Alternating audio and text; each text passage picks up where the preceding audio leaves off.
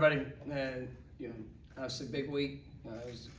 Guys, you brought the right mentality out to the practice field today. It was fast, it was physical. Trying to challenge the emotion to what's going to be necessary, but also the focus that is going to be necessary for us to be able to go and play our best game. It's going to be a hostile environment. I think that, we're trying to create as much tension.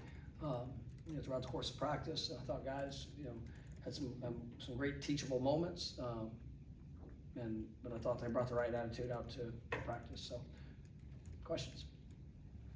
All right. You guys tried to change some things going on the road last week to try to get some points offensively. The result obviously didn't work. It didn't happen. Yeah. My question is, did you feel like those changes you're on the right track and it just didn't happen, or do you, because there were some throws that were maybe just not completed, or are there more things you guys are looking at? There's still things that we're always evaluating, and you want the immediate result, and we want that to be fixed. And there's some things that we did better, in certain instances, but ultimately it's still about points on the board and getting stops and making sure that when you get opportunities to make plays that you finish and capitalize on that. We're continuing to challenge the, as I mentioned yesterday, the focus issues where you allow the distractions, whatever they might be. We have to have that corrected, and it's been a direct correlation to our success. And obviously going on the road, it just adds more dynamics to things that can get you, I guess, worked up, or whatever that whatever can keep you from, whether it's seeing a signal, cadence, the reaction to a situation. So, all those things we're continuing to challenge. It's a constant process for growth, and every team is different. There's things that, like I said, I've done throughout my coaching career, and that have worked really well. And then obviously we have not seen good enough application on the road for us playing our best game. So that's what our focus is, and that's what we're working to go do. Chris? Two-part question, but all about running back. A couple weeks ago, you said Chrono would be more of a focus at the position. Why hasn't that necessarily been the case? Secondly, why has rotation been such a thing there? I think that each game has its flow of where it's going. There's certain things that we want to put our guys in the best position to go be successful. He's had some opportunities, especially with Ooze, that some things are out of control. Whether it's a read that the defense is focused to take him away and opens up opportunities for quarterback. That's happened a few times with him. So we'll continue to push, and you get to go earn it in practice, and you show the confidence of everything that you need to do. And you obviously, coaches, we got to do a great job of being able to put guys in those positions to allow them to make plays. And I think when you look at that room, it's a good room, good balance of abilities, talents. Some guys are probably a little further along in certain areas, maybe certain concepts of what they are, of what they're being asked to do. And once again, we're trying to put guys in the best position for us to have success. Brendan? A 2-for-1, both about Deuce. So Deuce, those two. 1,000 yards for him this season, and before the year began, like you talked about his professionalism and Deuce's work ethic. Now kind of seeing that manifest throughout the season, I guess how impressive has that been? And then secondly, like if you guys talked about the potential of him returning for next season, but I'm sure he's going to be on the draft board, so I'm not sure what that would look like. No, I'm really pleased with his growth, and he came in, young man that great potential. I think his work ethic. I think Coach Harris done a great job with him. I think that the push of what he's asked to do, and just him rising to the challenge of that are all things that have allowed him to have the success that he's had. And I said it, I think I might have said it the other day, and continue to say it. I still think he's just scratching the surface to where I think he can go. There's plenty of things in his game that I know where he's going to continue to improve. And for all decisions of what somebody's gonna do, what it's gonna look like there, after a season, they'll be after a season. I know he's really happy here. I know he's, happy with the progress that he's seen. We'll kind of see where that goes. Corey? Kind of along those same lines, I know you said you're just solely focused on Saturday, and I get that, but the timetable is so sped up, where the recruiting class is 5 days after that, the portal opens up after that, there's might be staff changes or staff additions.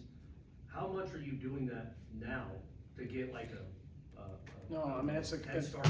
yeah, I mean, it's a constant, there's a constant focus of that. I mean, we've been recruiting throughout the entire year, and, that's the recruitment.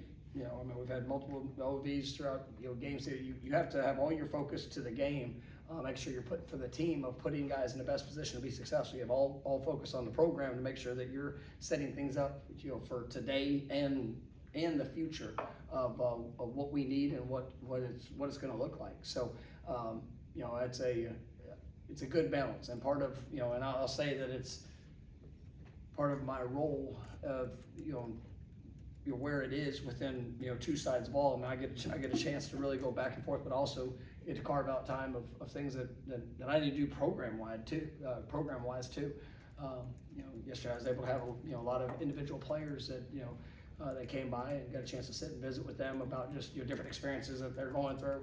And then if there's things that that I'm looking at, big picture. I mean, that's been through the course of the season as well. And areas where we can improve, we can get better. All things that could potentially be there, just so that we're ready, when that moment hits. All right. You talked about evaluating things constantly.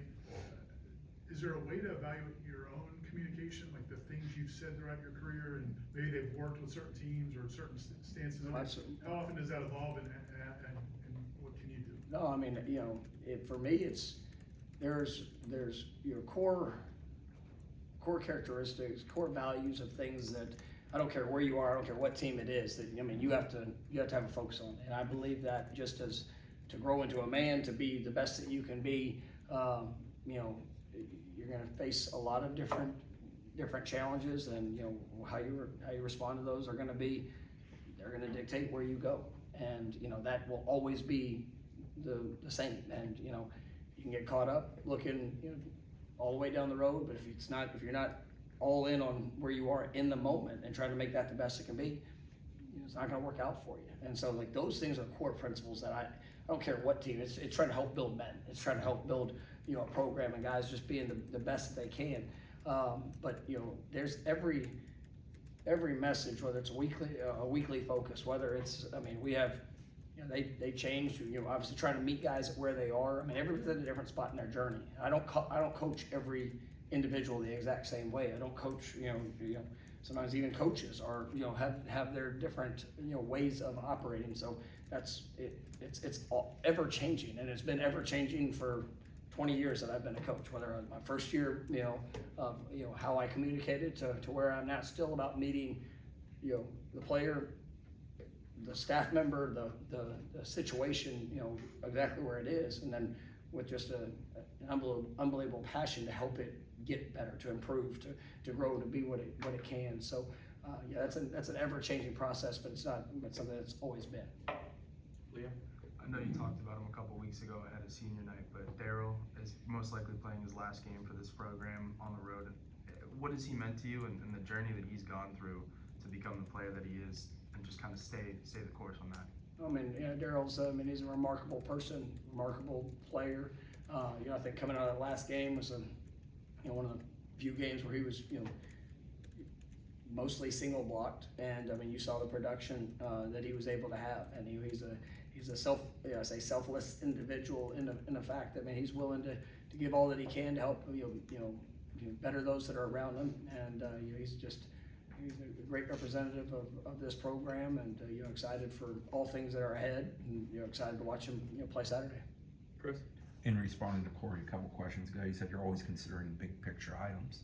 Specific to this year, what are some of the things that you kind of landed on while thinking about that over these past 11 months as things have changed? Well, just making sure that in every capacity, you know, whether it's, you know, on the field, off the field, helping make sure that, you know, the personnel structure, you know, operation of, you know, that we're as efficient as we can, we're as effective as we can, that we have, you know, all things that are going to allow us, and I can provide all things that allow us to be as competitive as possible in every situation, in the games, you know, in our you know, development of our players, of you know, the people that we're recruiting to come here, and making sure that we're as aligned and coordinated in our approach as it can possibly be. And you know, like I said, there's been a lot of changes in college football over the last 3 years. I mean, but even specifically to this year.